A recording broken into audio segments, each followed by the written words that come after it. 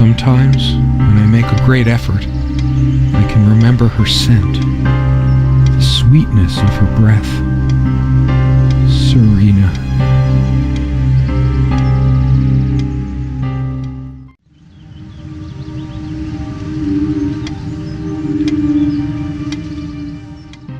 So, Serena isn't really a scary game, though it's tagged as a horror game on Steam.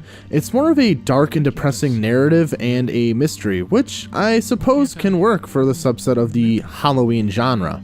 Serena is a free indie game made by Senscrape, a small indie team that hasn't made any other game as far as I'm aware of. I suppose you could classify this game as a point and click, though the entirety of the game takes place in a cabin and there aren't really puzzles to solve or items to find. The entire game can be beaten in under an hour as well, so the fact that it's free helps out a lot.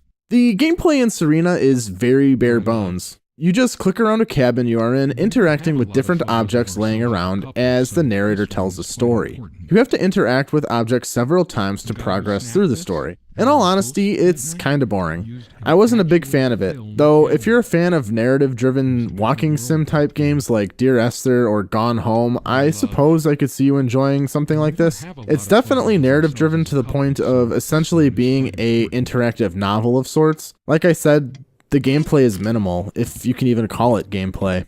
I'm going to discuss the story now, since that is where the meat and bones of this game is.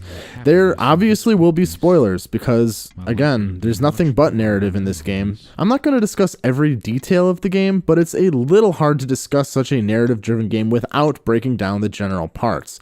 This includes the general themes at the ending. Just know that there's a lot more dialogue and detail to what I am explaining. Since the game is presented in first person, I will be referring to the narrator as you. The game begins with you, the narrator, attempting to recall memories of your wife, Serena. You can't even remember what she looks like, and you even see her face blurred out in a picture you took. As you roam around the house, you remember how great she was, how much you had in common, how well you got along, how you loved your new cabin home, how the sex was good, and how in love you were. During this time, you think she stepped out and will be back shortly.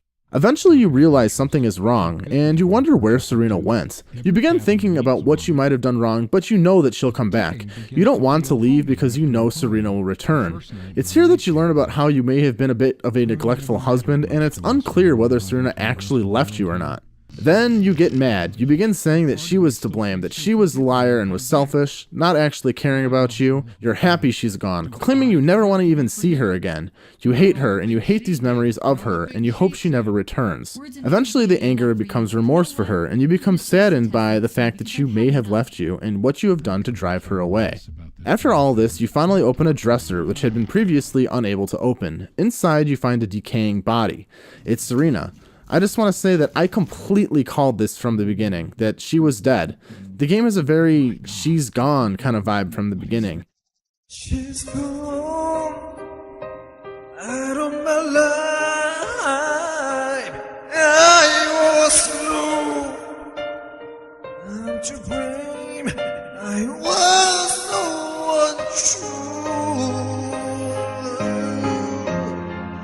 I can live without your love.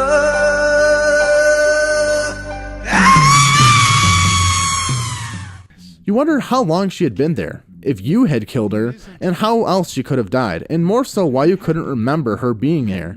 Then you hear voices. You go to the window and hear a man and woman talking.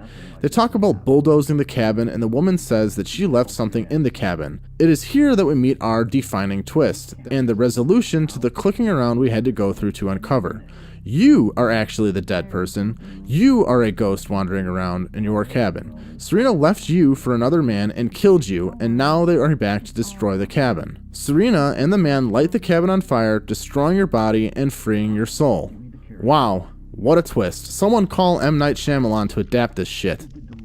Overall, I didn't really enjoy Serena. I found the gameplay boring and monotonous. Simply clicking around at random objects to advance a plot isn't entertaining or engaging to me. And the story itself was slow and kind of generic to the point where I didn't even really enjoy that. I will say there is some symbolism to the story.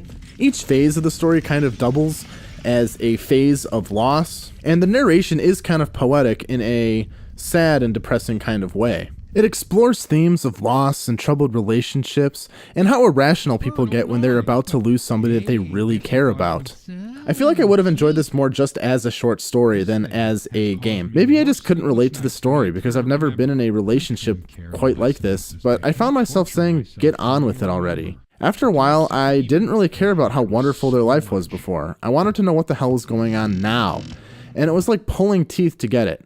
The twist was okay. It was definitely a twist, but it was fairly generic at the same time. I'm not really a fan of games of this genre, to be completely honest, so I just found it boring and uneventful. But again, if you're a fan of games like Gone Home, maybe you'll get more out of it than I did.